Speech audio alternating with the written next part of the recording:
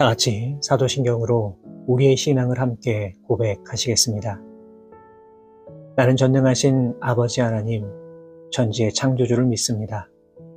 나는 그의 유일하신 아들, 우리 주 예수 그리스도를 믿습니다.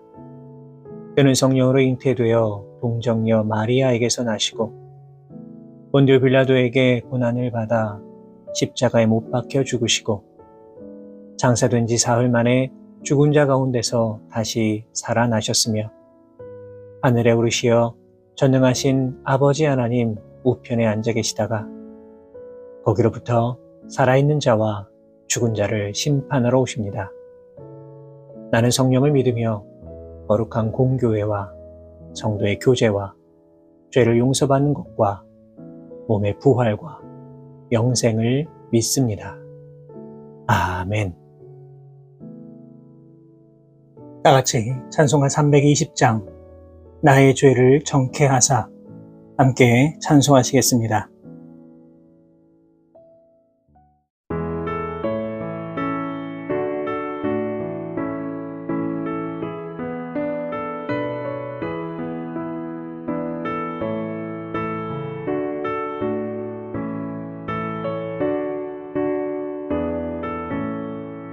나의 죄를 정케 하사 주의 일꾼 삼으신 구세주의 넓은 사랑 항상 찬송합니다. 나를 일꾼 삼으신 주 크신 능력 주시고 언제든지 주 뜻대로 사용하여 주소서. 내게 부어주시려고 은혜에 예비하신 주 주의 은혜 채워주사 능력 있게 하소서. 나를 일꾼 삼으신 주 크신 능력 주시고 언제든지 주 뜻대로 사용하여 주소서.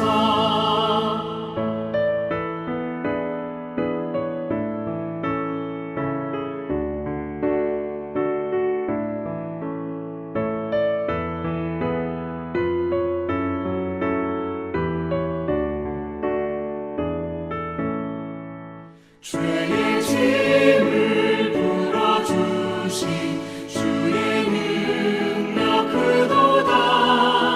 나를 피로 사신 예수 내 맘속에 오소서. 나를 일꾼 삼으신 주 크신 능력 주시고 언제든지 주 뜻대로 사용하여 주소서. 주여 내게 성령으로 충만하게 채우사 생명수가 강물처럼 흐르게 하옵소서. 나를 일꾼 삼으신 주 크신 능력 주시고 언제든지 주 뜻대로 사용하여 주소서.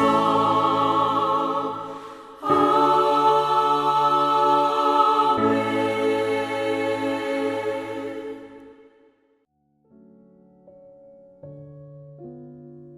오늘 우리에게 주시는 하나님의 말씀은 구약성경 이사야 16장 1절에서 5절까지의 말씀입니다.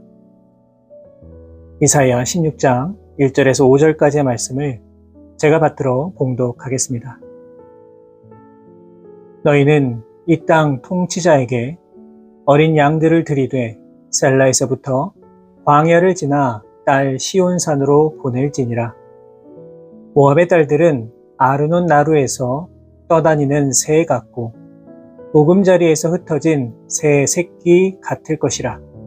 너희는 방도를 베풀며 공의로 판결하며 대낮에 밤같이 그늘을 지으며 쫓겨난 자들을 숨기며 도망한 자들을 발각되게 하지 말며 나의 쫓겨난 자들이 너와 함께 있게 하되 너 모압은 멸절하는 자 앞에서 그들에게 피할 곳이 되라. 대저 토색하는 자가 망하였고 멸절하는 자가 그쳤고 압제하는 자가 이 땅에서 멸절하였으며 다윗의 장막에 인자함으로 왕위가 굳게 설 것이요 그 위에 앉을 자는 충실함으로 판결하며 정의를 구하며 공의를 신속히 행하리라. 아멘. 오늘 읽은 이사야 16장의 말씀에는 모압에 대한 예언이 기록되어 있습니다. 그런데 중요한 것은 이 이방 나라에 대한 심판과 멸망에 대한 내용이 기록되어 있는 것이 아니라 그 심판 속에서 구원을 받을 수 있는 길을 제시하고 있는 것입니다. 먼저 본문 1절을 보시면 너희는 이 땅 통치자에게 어린 양들을 들이되 셀라에서부터 광야를 지나 딸 시온산으로 보낼지니라 말하고 있습니다. 여기서 이 땅 통치자란 바로 다윗의 왕위를 계승한 유다의 왕을 가리키는 말입니다. 그리고 유다의 왕에게 어린 양들을 바친다는 것은 유다의 왕에게 복종하는 것을 의미하고 있습니다. 역사적으로 본다면 모압은 이스라엘이 남북으로 분열된 후에 북이스라엘의 지배를 받았습니다. 이 성경을 보시면 북이스라엘의 아방 때에는 북이스라엘에 대한 복종의 표시로 해마다 암양과 순양 10만 마리를 조공으로 바쳤다 기록되어 있습니다. 그런데 오늘 본문의 말씀을 보시면 유다의 왕에게도 이렇게 어린 양을 조공으로 바침으로써 복종을 표시하라 이렇게 말하고 있습니다. 여러분, 그런데 오늘 본문에 담겨있는 더 깊은 의미는 무엇이겠습니까? 이것은 그저 단순하게 유다에게 조공을 바쳐라 라고 하는 그 의미를 넘어서서 여호와 하나님을 의지하고 복종하라는 의미가 담겨 있는 겁니다. 왜냐하면 유다의 왕, 즉 다윗의 자손 가운데 왕이 된 자들은 바로 하나님의 언약을 받은 자들이기 때문입니다. 그렇기 때문에 다윗 왕권에 복종한다는 것은 여호와 하나님의 통치를 따른다는 의미가 담겨 있다라고 볼 수 있습니다. 다른 이방 나라와 마찬가지로 모압 역시 수많은 우상을 숭배하면서 하나님의 언약을 받은 다윗 왕조인 유다 왕들에게 적대적인 태도를 취하였습니다. 하지만 모압은 다윗과 솔로몬 시대까지만 하더라도 이스라엘에게 복속되어 있었기 때문에 부분적으로나마 여호와 하나님을 알고 있었을 겁니다. 그런데 이스라엘이 남북으로 분열되면서 모압은 북이스라엘의 통치를 받으면서 타락한 신앙을 받아들이게 되었고 여호람 시대에는 북이스라엘로부터 완전히 독립하면서 우상의 길로 갔을 뿐만 아니라 유다에 대해서는 적대적인 태도를 취하였습니다. 그렇기 때문에 하나님은 지금 모압을 심판하시기로 결정하신 것입니다. 여러분, 그런데 이 사실을 반대로 한번 생각해 본다면 심판을 받을 수밖에 없는 모압이 멸망과 심판에서 벗어날 수 있는 유일한 길은 당연히 유다의 왕에게 복종하면서 다시 하나님의 다스림과 통치를 받는 것입니다. 물론 당시 모압 사람들은 이사야의 이 예언을 받아들일 수 없었을지 모르겠지만 이사야는 지금 모압이 구원을 받을 수 있는 유일하고도 확실한 길을 분명하게 알려주고 있는 것입니다. 무엇보다 본문 1절에 나오는 이 땅 통치자라고 하는 것은 1차적으로는 유다 왕권의 계승자를 가리키는 말이지만 더 넓은 의미로 본다면 장차 이 땅에 메시아로 오시는 예수 그리스도를 가리킨다고 볼 수도 있습니다. 결국 오늘 본문의 말씀은 하나님을 떠나 살아가는 백성들을 향하여 다시금 예수님을 의지하며 하나님의 통치를 받아야 한다는 사실을 강조하고 있는 겁니다. 여러분, 그렇습니다. 사람의 능력으로는 결코 스스로를 구원할 수가 없습니다. 그렇기 때문에 오직 만왕의 왕으로 이 땅에 오신 예수님을 믿고 의지하고 복종함으로써 우리는 멸망의 심판으로부터 구원받을 수 있는 것입니다. 하지만 우리가 지금 살아가고 있는 세상은 어떠합니까? 여전히 하나님의 통치를 받으려 하지 않습니다. 예수님을 메시아로 인정하지도 않습니다. 심지어 예수님이 구원의 유일한 통로라고 말하면 비웃는 사람들도 있습니다. 하지만 오늘 본문은 이러한 자들이 맞이하는 궁극적인 결말은 멸망임을 분명히 알려주고 있습니다. 바라기는 누구든지 예수 그리스도를 믿고 의지하는 자는 구원을 얻는다는 사실을 기억하시고 오직 여호와 하나님의 통치 아래 이 땅을 살아가실 수 있는 우리 모든 성도 여러분 되시기를 주님의 이름으로 부탁을 드립니다. 이어지는 본문 3절과 4절의 말씀입니다. 너는 방도를 베풀며 공의로 판결하며 대낮에 밤같이 그늘을 지으며 쫓겨난 자들을 숨기며 도망한 자들을 발각되게 하지 말며 나의 쫓겨난 자들이 너와 함께 있게 하되 너 모압은 멸절하는 자 앞에서 그들에게 피할 곳이 되라. 이 말씀은 모압이 하나님의 심판을 받을 수 있는 두 번째 조건을 제시하고 있는 겁니다. 그것이 무엇입니까? 바로 아수르의 침략을 받아서 모압 땅으로 피난해 온 유다 사람들을 받아주고 숨겨주라는 의미입니다. 그리고 그 이유에 대해서는 도색하는 자가 망하였고 멸절하는 자가 그쳤고 압제하는 자가 이 땅에서 멸절하였기 때문이다. 이렇게 말하고 있습니다. 무슨 뜻입니까? 이 말씀은 아수르가 예루살렘에서 패전하고 퇴각할 것을 예언하고 있는 겁니다. 모압이 멸망을 피할 수 있는 길은 유다인들을 선대하는 것이었습니다. 당시 고대 근동의 상황은 그야말로 춘추전국 시대였습니다. 하루가 멀다 하고 침략과 전쟁이 벌어졌고 강대국이 하루아침에 멸망하는 일도 많이 있었습니다. 이러한 상황 속에서 나라와 나라 사이의 관계는 좋은 편이 아니었습니다. 그렇기 때문에 피난민을 받아주고 선대한다는 것은 나라 사이의 관계가 돈독하지 아니하면 쉽지 않은 일이었습니다. 그렇다면 모압을 향해 유다의 피난민을 받아 주어야 한다라고 말한 것은 유다와 모압의 사이가 그렇게 나쁘지 않았음을 보여주고 있는 것이라고 말할 수 있습니다. 이스라엘이 남북으로 나뉘어서 모압이 북이스라엘의 통치를 받았을 때에도 유다는 모압을 향해 그 어떤 적대적인 태도를 취하지 않았습니다.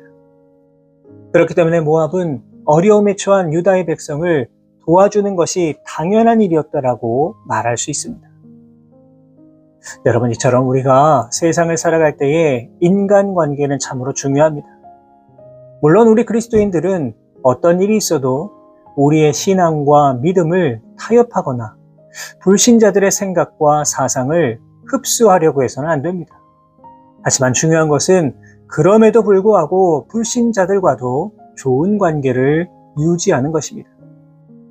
우리 그리스도인들은 세상과 구별된 사람들입니다. 세상이 감당할 수 없는 사람들입니다. 그러나 우리는 세상을 등지고 살아가는 것이 아니라 결국에 세상 속에서 살아가야만 합니다. 그렇기 때문에 예수님을 믿지 않는 사람들을 원수로 여기며 이들과 적대적인 관계를 유지하며 살아가는 것은 결코 지혜로운 것이 아닙니다. 우리는 가능한 불신자들이라고 하더라도 이들을 품어주고 이들과 좋은 관계를 유지하기 위하여 노력해야만 합니다. 왜냐하면 우리가 그렇게 살아갈 때에 그리스도의 사랑을 더욱 깊이 전해줄 수 있기 때문입니다. 바라기는 우리도 세상 속에서 살아갈 때에 불신자들과 좋은 관계를 유지하며 살아가기 위하여 노력하시고 이를 통해 거룩한 복음을 더욱더 힘있게 증거하며 선한 영향력을 끼치며 살아가실 수 있는 우리 모든 성도 여러분 되시기를 주님의 이름으로 부탁을 드립니다. 사랑하는 여러분, 이방 나라들이 심판을 피할 수 있는 방법 분명하게 있었습니다. 그것은 바로 여호와 하나님의 통치를 인정하는 것입니다. 그리고 메시아 되시는 예수님을 바라보며 살아가는 것입니다. 분명한 것은 하나님께서는 모든 이들이 구원에 이르기를 원한다는 사실입니다. 우리는 예수님을 모르는 이들을 향해 바로 이 사실을 분명하고도 확실하게 알려주어야만 합니다. 바라기는 오늘도 우리가 처한 그 삶의 자리에서 하나님의 완전한 통치를 인정하시고 예수 그리스도의 향기를 온전히 드러내면서 그렇게 이 땅을 살아가실 수 있는 우리 모든 성도 여러분의 귀하고 복된 삶의 모습이 다 되시기를 주님의 이름으로 축원합니다. 기도하겠습니다. 거룩하신 하나님 아버지 은혜와 사랑에 감사를 드립니다. 하나님은 내 가운데 7월 한 달을 무사히 보낼 수 있도록 인도하여 주심에 감사를 드립니다. 거룩하신 하나님, 어렵고 힘든 세상 우리가 지금 살아가고 있지만 이 시대와 열방을 향한 하나님의 분명한 뜻이 있음을 늘 기억하며 이 땅을 오직 믿음으로 살아갈 수 있는 우리 모두가 되게 하여 주옵소서. 주신 말씀을 기억합니다. 멸망과 심판의 예언을 받은 모압을 향해 피할 길을 알려주시는 하나님의 모습을 보면서 모든 이들을 구원하기 원하시는 아버지 하나님 마음을 다시금 깨닫게 됩니다. 무엇보다 이 땅과 인류와 역사를 통치하시는 여호와 하나님을 온전히 바라보게 하시고 메시아 되신 예수 그리스도의 마음과 심장을 품고 이 세상을 향해 나아갈 수 있는 우리 모두가 되게 하여 주옵소서. 그리하여서 예수님 모르는 많은 이들에게 온전히 선한 영향력을 끼치며 살아갈 수 있는 우리 모두의 아름다운 삶의 모습 되게 하여 주옵소서. 오늘도 온전히 우리와 함께하여 주실 것을 믿사오며 거룩하신 예수 그리스도의 이름으로 기도하옵나이다. 아멘.